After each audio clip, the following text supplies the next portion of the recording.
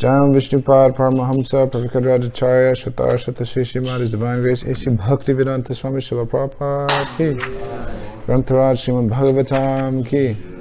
All glory to some devotees. All glory to some devotees.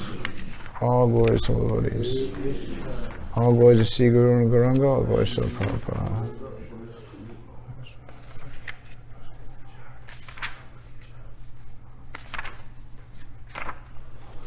Om Namo Bhagavate Vasudevaya. Om Namo Bhagavate Vasudevaya. Om Namo Bhagavate Vasudevaya.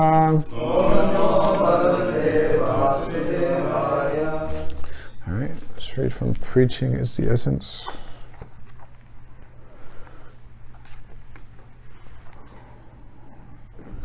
So, let's see here. Which one did we read yesterday? Anybody know? Did you put a bookmark? I mean, there's a bookmark, but, I mean, there's like 4 to choose from. What Rama read in the morning? It's not, oh, I see. Preaching of Krishna consciousness is real mercy. We must know what actual mercy is. To give a sick man something forbidden for him to eat is not. Yeah. The one that Ram Roy read is the one, he read the one before that. Yesterday? Today.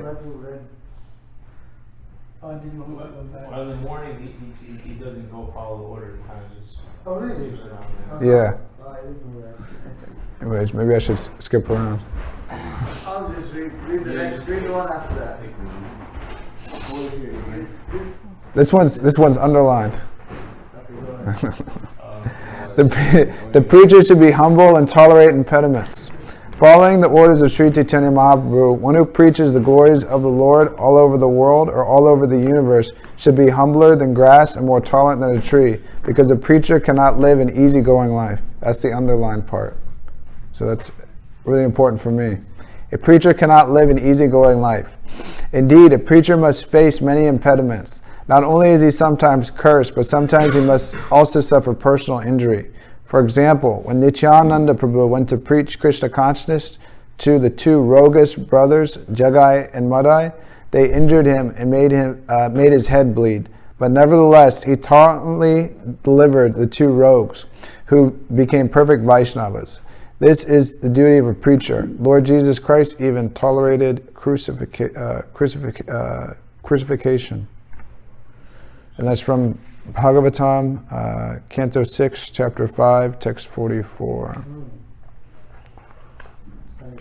Hare Krishna. Alrighty.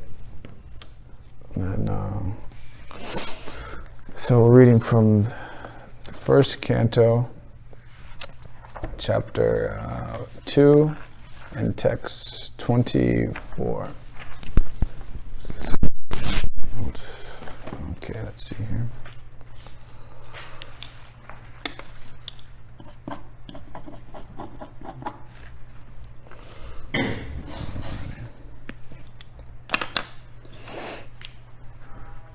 Partivat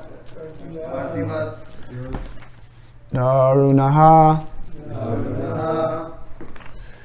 Dhumaha Tasmat Agnihi Trayi Mayaha Tamasaha Tu Rajaha Tasmat Sattvam Yat Brahma Darshanam Partivadharano Dusmas Tasmad Agnis Trayi Maya Tamasastu Rajas Tasmat Sattvam Yad Brahmadarshanam Prativadaruno Dusmas Tasmad Agnistrayi Maya Tamasas Rajas Tasmat Sattvam Yad Brahmadarshanam Paritivad Daruno Dusmas Tasmad Agnistrayi Maya Tamas tu Rajas Tasmat Sattvam Yad Brahmas Darshanam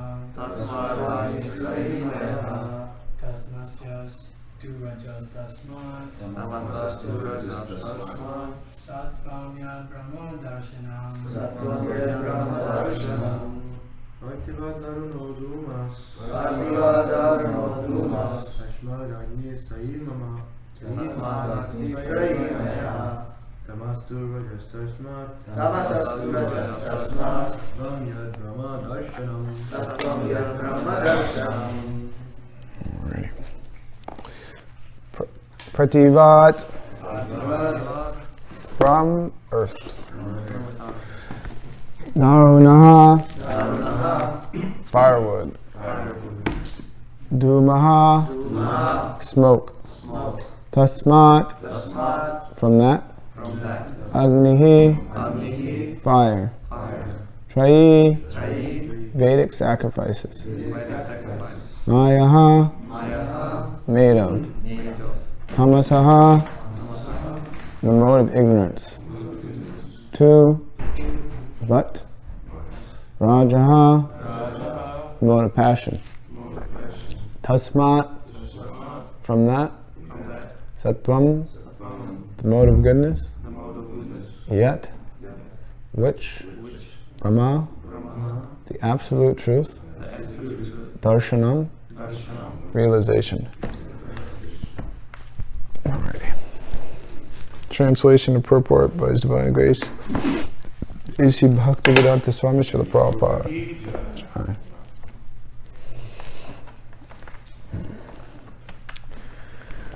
Firewood is a transformation of earth, but smoke is better than the raw wood.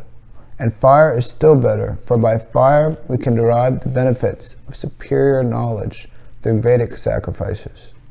Similarly, passion, rajas, is better than ignorance, tamas.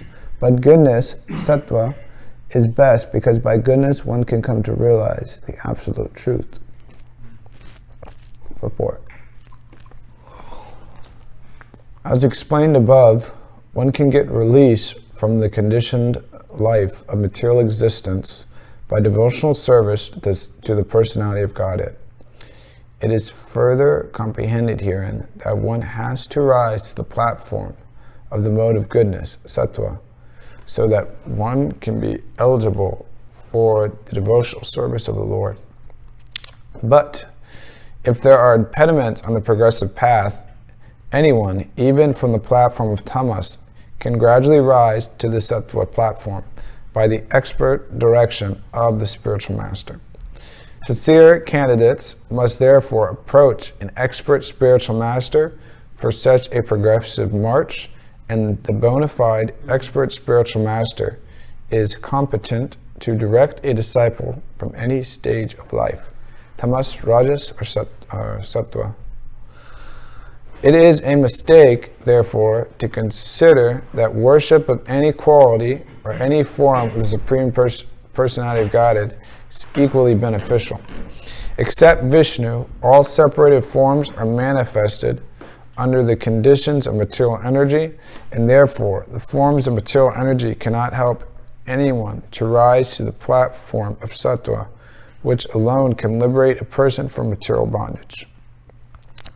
The uncivilized state of life, or the life of the lower animals, is controlled by the mode of tamas. The civilized life of man, with a passion for various types of material benefits, is the stage of rajas. The rajas stage of life gives a slight clue to the realization of the absolute truth and the forms of fine sentiments in philosophy, art, and culture with moral and ethical principles, but the mode of sattva is still higher stage of material quality, which actually helps one in realizing the absolute truth. In other words, there is a qualitative difference between the different kinds of worshiping methods, as well as the results derived from the predominating deities, namely Brahma, Vishnu, and Hara. Om Jnana Timirandasya Gananjana Shalakaya Chakshuralamanitannina Tashmai Shri Gurave Namaha Shri Chaitanya Manobhishtam Stapitam Yena Bhutale Shrinam Rupa Gadamayan Dadati Swapadantikam Vandeham Shri Guru Shakta Parakamanam Shri Guru Vaishnavam Scha Shri Rupam Sagujatam Sagana Raganaptam Itam Tam Sajivam Savadvaitam Savadutam Parijana Saritam Krishna Chaitanya Devam Shri Radha Krishna Padan Sahakana Lalitam Shri Vishakam Itam Scha Hare Krishna, Krishna Krishna, Hare Hare, Hare Rama, Rama Rama, Hare Hare. Let's read the translation. Fire is a transformation of earth, but smoke is better than the raw wood, and fire is still better. For by fire we can derive the benefits of superior knowledge through Vedic sacrifices. Similarly, passion is better than ignorance, but goodness, sattva, is best, because by goodness one can come to realize the absolute truth. So, the first part of this verse in particular, and the conclusion of their love is that they commit suicide. And that's more or less the end of love of the material world is just a hard struggle for existence and of nothing. That's more or less There you go. So the Rajas stage also, so Prabhupada would also understand it's the development of these big cities, he would say. I mean, it's also too we can understand these modes are a mixture, but he would say that these big cities are also a development of the mode of passion. And one can see that, and one can very easily feel that. Rush hour is the hour of passion, where people are rushing here and there to, I mean, not really rushing here and there. They rush in the morning to get to the work, and then they rush in the evening to get back home. And they work so hard and work so much that it's really they just go home just to sleep, just to get enough energy to go back out the next day. I remember I was speaking, I don't know who it was, maybe some girl or something. She was saying how she worked so hard in New York, but it's just she doesn't even have any time. She just works hard and she goes home and sleeps and goes out again. And she's kind of wondering why am I doing this? What's going on? I remember when I was before coming to meet devotees, I began to reflect and think, because I was realizing that I wasn't really so happy in life, and I was in school, and I was working to get a job, and everybody was, you got to get a job, get your education. And I was realizing that, I'm not so happy right now, and none of my friends are really that happy who have jobs. I don't really know anybody that's so enthusiastic about working. And I'm about to undergo this, and it's probably not going to be a good thing. So when I started thinking like that, I was thinking maybe I should drop out and like reconsider my whole direction and everything, because I was like, I don't want to end up like like everybody else that I see. So I dropped out, and then I ran into devotees shortly after that. But so this. And also too, so another understanding, and I'll go to sattva. So sattva is, this is also a good point before I go there. Prabhupada makes this point about how through rajas, it gives some slight realization of the absolute truth in the form of fine sentiments in philosophy, art, and culture with moral ethical principles. So in the rajas stage, there is some glimpse of the absolute truth. Maybe some idea or some conception, some philosophy, that we should help others, or where there's more to life than skyscrapers or something. What is some philosophy that I don't know what these people say these days, but pretty much they may give some glimpse into the that we're spiritual. We should be moving more in a spiritual direction, or some artwork or something that could be aimed towards higher thinking, maybe some scene of the country or of the stars or something like this, something that kind of takes you out of your little world. It makes you think beyond that, of other people, of other ideas, of things like that. Culture, moral, ethical principles. We shouldn't steal. It's not right. This is kind of moving more in that direction. It's not in itself. They're religious. They could be religious principles, sub-religious principles, but they lead one more to higher thinking. To where when one comes to the mode of sattva, Prabhupada says this is a higher stage of material quality, which actually helps one realizing the absolute truth.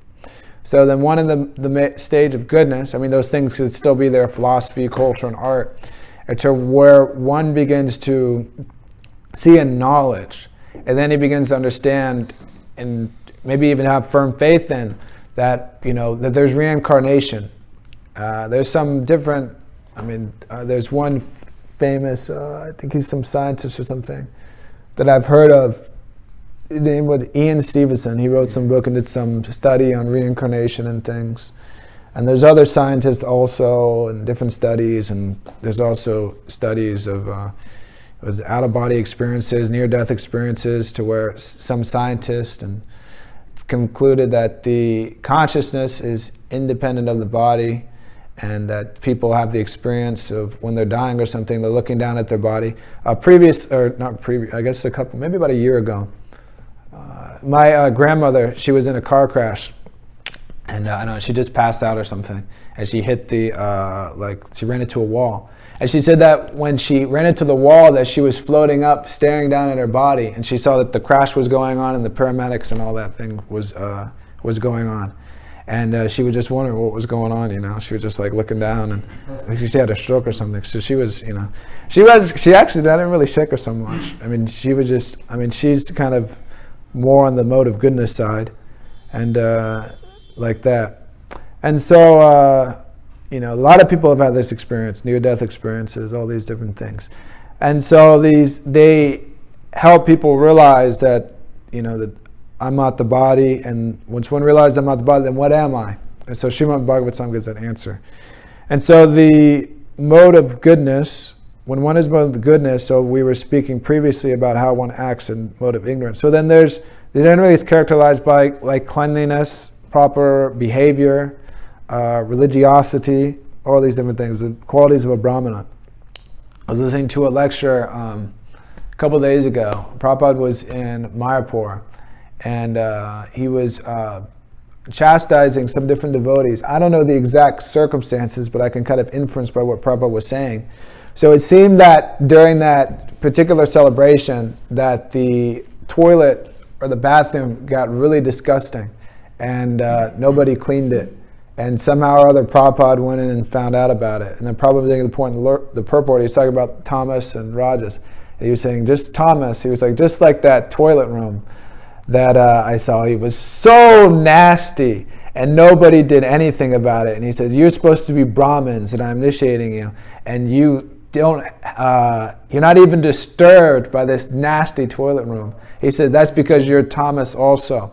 And he was saying, just like fire, you put fire and fire, there's no problem. You put fire and water together, there's immediately some disturbance. He's like, so because you're ignorant, you're not disturbed by this nasty toilet room.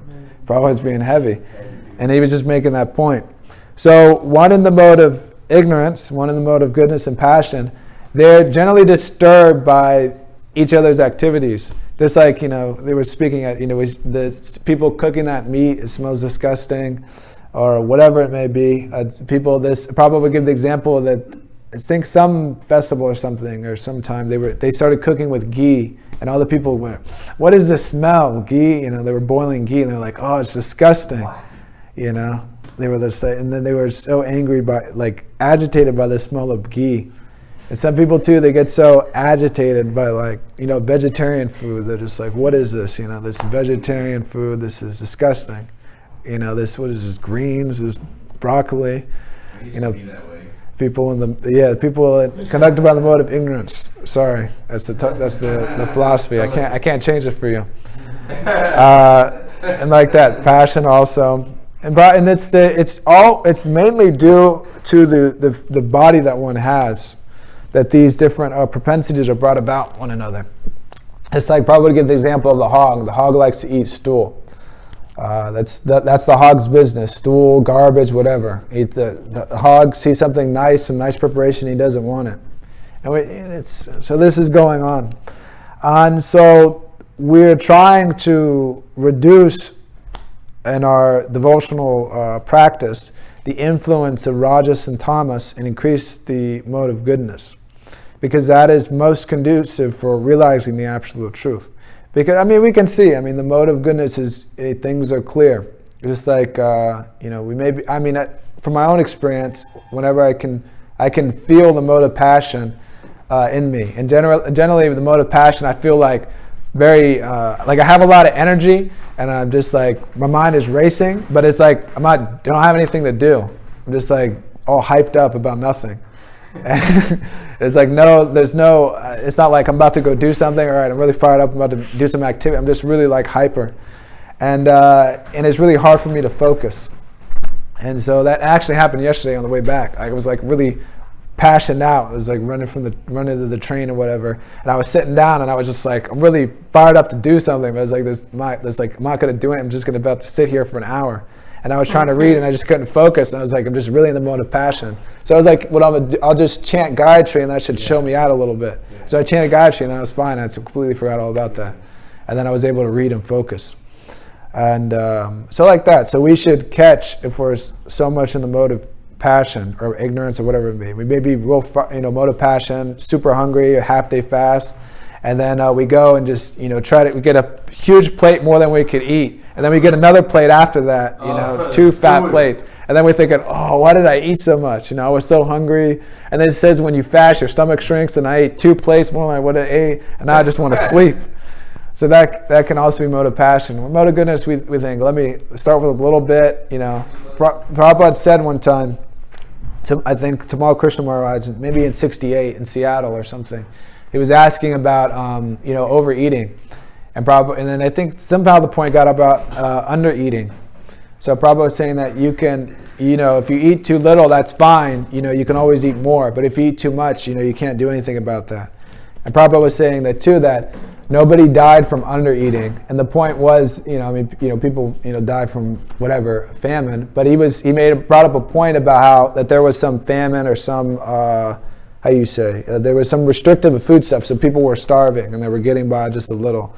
And then somebody came and, food was widely available. So all these people that were starving, they went and got as much food as they could eat. And some of them actually died because they ate too much, instead of actually from the famine. And so in that way. So Prabhupada was making the point that, well, if you eat too little, that's fine, but you eat too much, it can be a problem. So, mode of passion. So we're trying to reduce the influence of the mode of passion and ignorance. And one of the ways to do that, there's different ways to do that, but if we just engage in the process of Krishna consciousness, we chant our rounds, we rise early, we're attentive in our thoughts and actions, we stay clean, and just move in that direction, and the mode of passion will reduce, and then we won't be so much influenced by that. Because even in the realm of devotional service, until we come to the stage of pure bhakti, we're still influenced by the modes of material nature. It's not that by immediately coming to Krishna consciousness that we're on the transcendental platform and we're completely free from rajas, tamas, and sattva, and we're situated in pure goodness.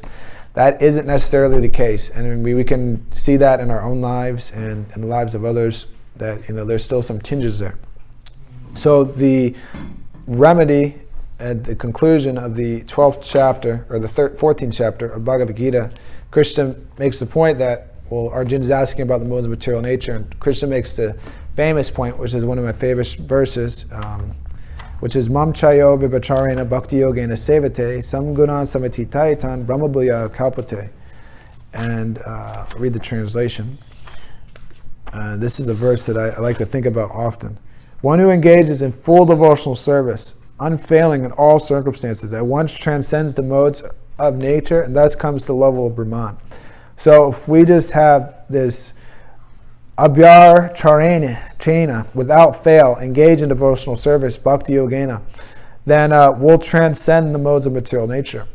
It's not going to be overnight, but if we just have that tirvyena, to engage unfailingly with intensity in devotional service, and we keep ourselves free from the lower modes, and we just keep going forward, then just like a drop of water erodes rocks away, we can erode the mountain of material desires in our hearts and just cut right through it and cut that hard knot in the heart. And so this is a verse in particular I like to think about. It's one of my verses I like to think about on book distribution sometimes. Which one is it? The 1426, the one I just read. In any circumstance, if we just stay plugged into the program of Krishna consciousness, we'll transcend the modes of material nature, from mode of ignorance, mode of passion. We should always remember and understand that the problems that we have in our life, we have the solution for them, which is devotional service, Krishna consciousness. It's not that we have to go outside the realm of Krishna consciousness and do something different to alleviate our problems, whatever it may be. If we're sick, we may go to the doctor or whatever, take some medicine, or whatever. We cut our finger, we put a Band-Aid on it. But the actual process of cleansing the heart, becoming free from material desires, and actually being happy and satisfied. Being happy and satisfied isn't going to come from being healthy and putting a Band-Aid on our cut. The actual happiness and satisfaction will come for when we're situated properly in Krishna consciousness. We do these different things to only the consciousness of getting better, or putting on a Band-Aid, or wherever it may be, is to facilitate one's service in Krishna consciousness. That we think, whatever, so like I'm getting sick very often. And the point of getting better is I'm not thinking, oh man, I'll get better and then I can go to the movie or whatever. Go to the movie. I was thinking about going to the movie even before Krishna consciousness. But the aim, when I think, is, well, to get better, to try to do my service or whatever. To distribute books, to go out and to be more efficient in Krishna consciousness. So that's the consciousness that I've seen, and other devotees also have. And even if there is some problem or difficulty, there's that verse also, Tate nukam fam sushamikshamano, bhujana evatma kritam vivakram hridva vapurvir vidadam namaste jivete yamukte padesa dohyabak. That one, he may be suffering in Krishna consciousness or whatever, due to some past sinful activity. But that devotee is thinking that I deserve so much more than what I'm going through right now. Krishna is just giving me a token. What is he giving me that token? It's described that he gives that token to help remove us, because we're so attached to enjoying the facilities of the material world. So he Krishna sees the devotee. He gives, a little bit of suffering to help him become detached. The devotee becomes detached, and then he can engage fully, even more, with his mind, body, and words in glorification of the Lord, who is described as Uttama Sloka. So, this mercy of the Lord, which is given, is very wonderful, and we should, whenever there's some difficulty in our life, whatever it may be, we should reflect, and we should understand that this is Krishna's mercy, even if we didn't ask for it, because Krishna is waiting and willing and to give us mercy. And the whole idea of mercy too is, one of the ideas of mercy is that, we don't qualify for it. It comes out of its own accord, causes mercy. So Krishna may put us in some circumstance, whatever it may be, and we can utilize that circumstance to surrender. Krishna is always trying to help us to surrender. The spiritual master is always trying to help rise us up. Just like Prabhupada saying here in the purport, that the spiritual master, he's expert to direct the disciple from any stage of life, tamas, rajas, or sattva. So the point being spoken of here, that even in the mode of goodness, that's not the end, that we have to go beyond the mode of goodness. So sometimes, even in the mode of goodness, can inhibit one in Krishna consciousness. There's not, for example, it's untouchable, or it's, one in the mode of goodness shouldn't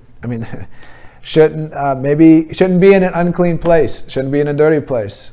Subway's a pretty dirty place, but we go there. That's not mode of goodness. I wouldn't say that the subway is a very conducive place for bhajan, but the subway in New York City and these different cities, America is not a place that you go, you're thinking of, where do I want to go on pilgrimage, or where do I want to, die at in Krishna consciousness? I'm going to Vrindavan. Let me go to America, New York City. But so, in the pure absolute platform, just like is being enunciated by Prahlad Maharaj, and I'll actually read that if I can find that. But the great devotees, they're thinking, I'll just read here and read it. It's towards the end. But they are, here we go. So this is what the great devotees think, like Prahlad Maharaj, like Narada Muni, like Śrīla Prabhupada. My dear Lord Nrsimhadev, I see there are many saintly persons, indeed, but they are interested only in their own deliverance, not caring for the big cities and towns, this mode of passion, ignorance. They go to the Himalayas or the forest to meditate with vows of silence, Manu Vrata. So mode of goodness, that's good. They are not interested in delivering others. As for me, however, I do not wish to be liberated alone, leaving aside all these poor fools and rascals. I know without Krishna consciousness, without taking shelter of your lotus feet, one cannot be happy. Therefore, I wish to bring them back to shelter at your lotus feet. So Prabhupada makes a point in here about, devotee, the devotee, he's not interested in so-called meditation in the Himalayas or in the forest. Rather, his interest is in the busiest part of the world, where he teaches people Krishna consciousness. The Krishna consciousness movement was started for this purpose. We do not teach one to meditate in a secluded place just so that one may show that he has become very much advanced and may be proud of his so-called transcendental meditation, although he engages in all sorts of foolish activity. A Vaishnava like Prahlad Maharaj is not interested in such a bluff of spiritual advancement. Rather, he is interested in enlightening people in Krishna consciousness, because that is the only way for them to become happy. So, the expert spiritual master, he may see this disciple is very advanced. He has the process of Krishna consciousness down nicely. His sadhana is very expert. So the next step, you take that goodness you have and elevate that even more. And you go into the big cities. You go to London. You go to Germany. You go to, Prabhupada sent his disciples to so many different places to preach Krishna consciousness. Boston. My understanding, Prabhupada didn't send some disciple, it could be wrong, to open up a temple in the Himalayas or things like that. There'd be some thing to go there or something for some service. But in general, Prabhupada had the disciples go to the nastiest and the most unconducive places for bhajan. But in our parampara, our bhajan, our worship, is of carrying out the orders of Sri Chaitanya Mahaprabhu, which is to spread Krishna consciousness to every town and village and to deliver those who are most fallen. Lord Chaitanya came to save. He came to save everybody. He specifically came as the avatar of the fallen, to save Patita Pavana, save those who are very fallen. So, as servants of Chaitanya Mahaprabhu, specifically of Śrīla Prabhupada, of that mood of saving the fallen conditioned souls, we give up the idea for, at least temporarily, of going on, annually we go on pilgrimage to Vrindavan and things, but our actual Vrindavan resides, it's not so much, it's a place, the Dham is a holy abode, but it's also one's consciousness, because we can understand that, I forget exactly who said it, maybe it was Nityananda or Advaitacharya, but they told Lord Chaitanya, where you are, that is Vrindavan. So the devotees, they actually create that atmosphere of Vrindavan. And we can see that, you go into a temple, or you go and associate with devotees, everything is different. It's amazing. It's like being inside of here. It's Vaikuntha. It's amazing. You go out, step outside, and it's like, it's like you just stepped out of a portal or something. It's a whole different world out there. So the devotees, they create that atmosphere of Vrindavan. And so we serve in that. I mean, we may go to the Dham annually, this or that. But our real work to the Dham and to Krishna and to a parampara is outside of the Dham and of preaching Krishna consciousness. That is how to get the mercy of the previous acharyas, of Lord Chaitanya. That is how we worship through Sankirtan, Yajna. For instance, some of us, specifically me, had a birth of very low birth, asura birth, maybe even worse than that, maybe rakshasa birth, born by passion and ignorance. So I wasn't born in some Brahmin family. I wasn't taught how to worship the deity or all these different things, ins and outs of how to worship Vishnu or something. So that's out of the question. But with this birth that I have, even though it's so heavily influenced by passion and ignorance, I can utilize this birth in the Western countries to worship Sri Chaitanya Mahaprabhu and utilize that in spreading his glories in what little way I can and assisting in that. Through distributing books, from chanting the holy name and taking up the process. Because Lord Chaitanya came, those different things are there, they're bona fide. It's definitely glorious to be born in a family of Brahmins or a mercantile family and be engaged in that way.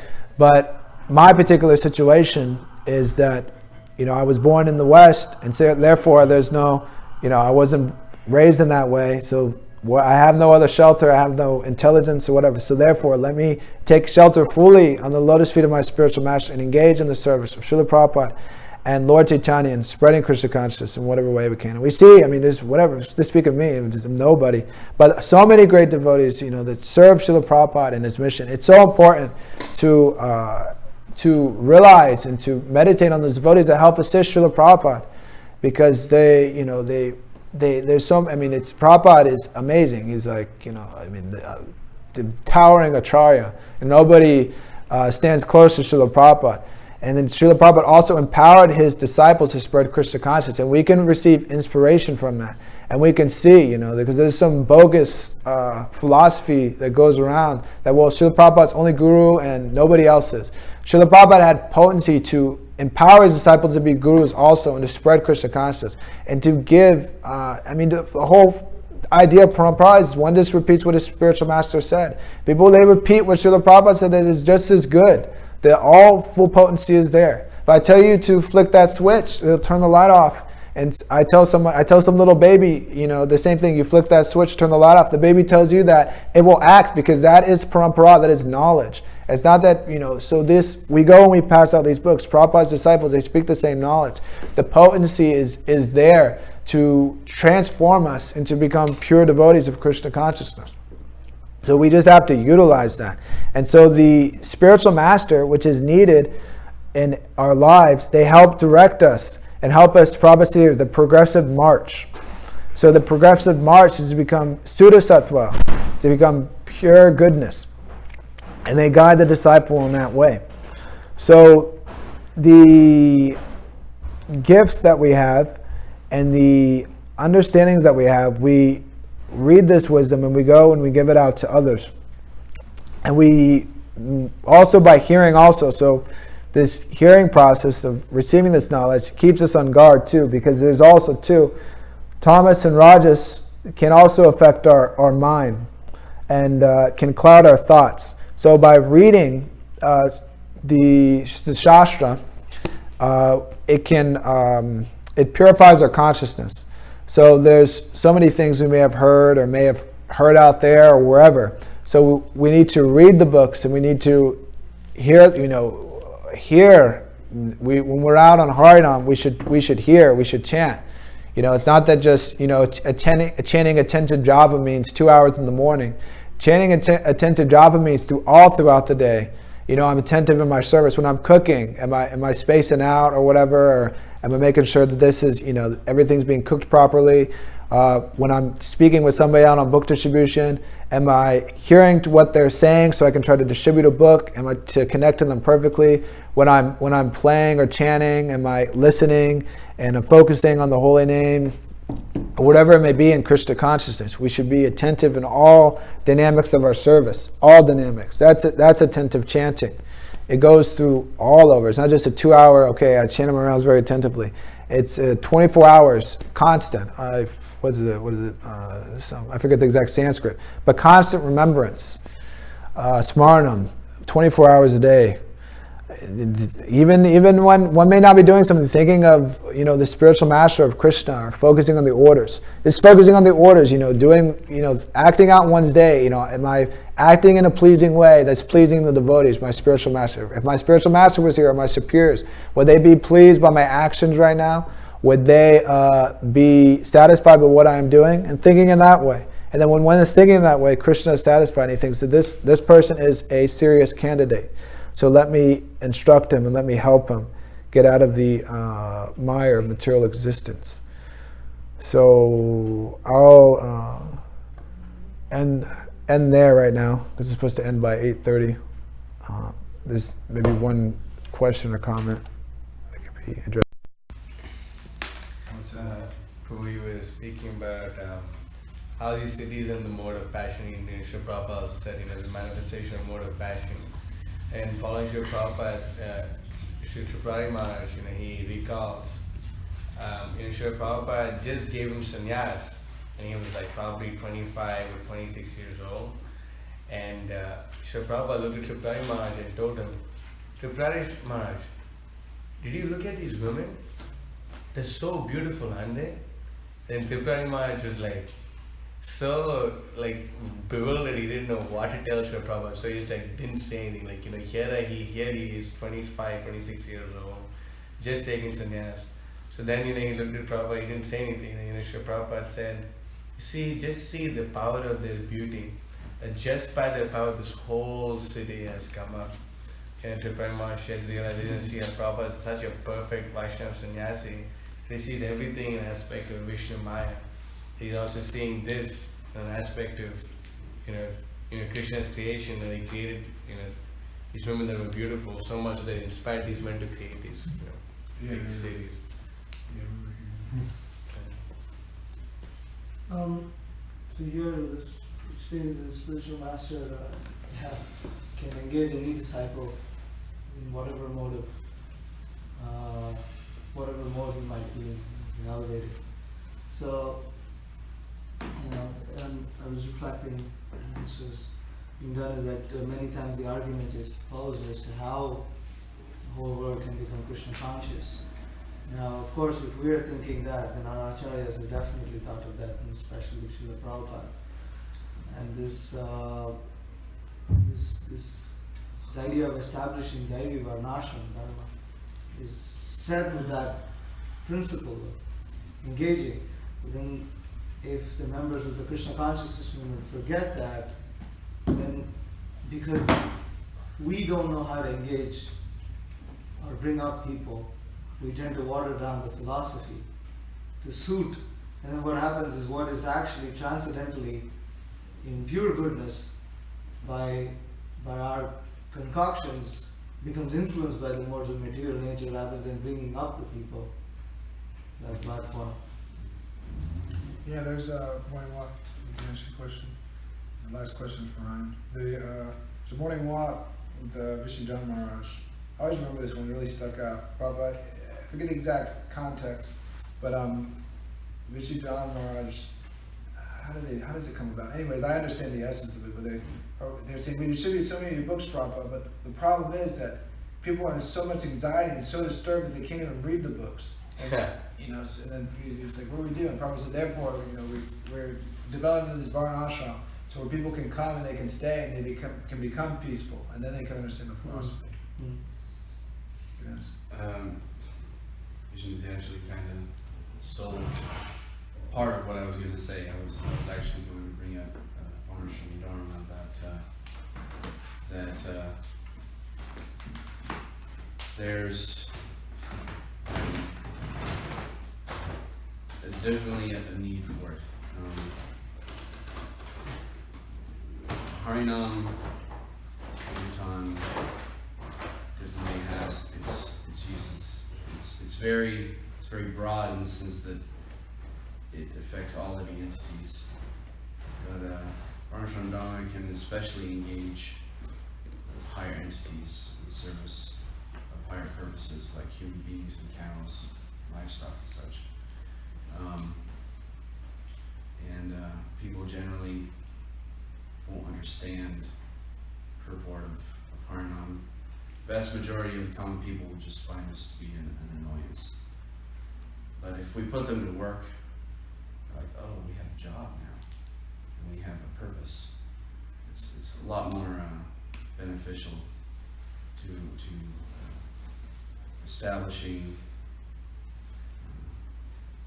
true peace. Okay.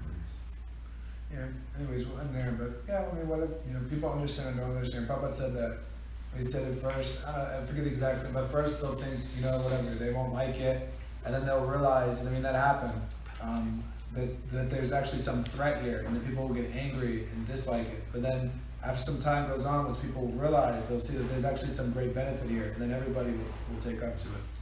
I'd just like to add a point to this is that, yes, Varnashram Dharma is important, but I mean, in establishing and bringing people to understanding what the Krishna consciousness movement is all about, yet we must understand that Harinam Sankirtan and basically Sankirtan movement, this is the center of everything, that even in a farm community, even in a Varnashram setup, if people forget Harinam and if they forget the process of Shravan and Kirtan, then it becomes mundane. So this has happened in the movement also, where there's been some overemphasis on the other direction, where you know, to the extent that this has been forgotten. So yeah, Harinam Sankirtan and book distribution. Basically, the Sankirtan movement is ultimately the center. Whole Krishna consciousness. Śrīmad-Bhāgavatam ki Jai! Prabhupada ki Jai! His Grace Kalki Prabhu ki